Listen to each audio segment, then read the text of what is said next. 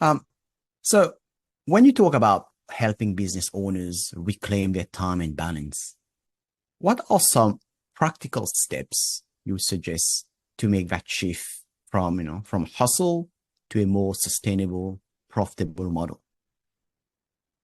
I have what I call the 5 R's. Firstly, they have to realize that no one can do it as well as me is a fallacy. So they've got to get that out of their lexicon. Hmm. Second thing they have to realize is that if they don't fix that fallacy, they'll be forever doomed to repeat that fallacy. Basically, that means if you don't put a system in place that you can give to someone else, you're then doomed to repeat that every time it happens. Thirdly, to realize that spending 20 hours on putting in place that system so you can actually delegate it means that you'll save that 20 hours every month for the rest of your life. You'll get 20 hours of time back.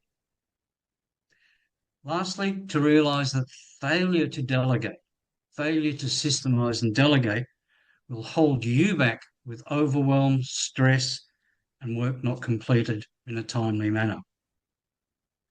And lastly, to realize that delegation will give you enormous time freedom.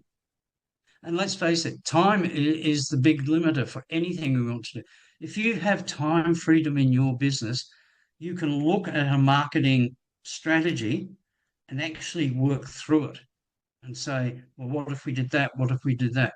If you're stretched for time and you only give it half an hour, it's going to be half baked, may Mm. work, may not.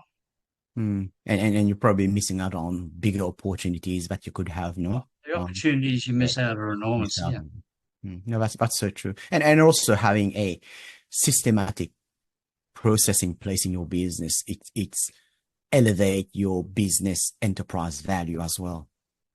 To give you, if I may, I'll give you a quick Sure. example. I had a company in industrial automation, and any returns they got were handled specifically by chief salesperson and the general manager, effectively, to give them sort of titles. And I worked out for them that an hour of their time was worth $400 in sales. They were spending, both of them, about 5 hours a week on returns. And I said to them, it doesn't make sense. It's not hard.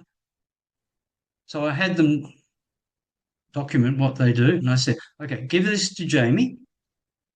He's got to come back to you if anything's crazy he doesn't understand.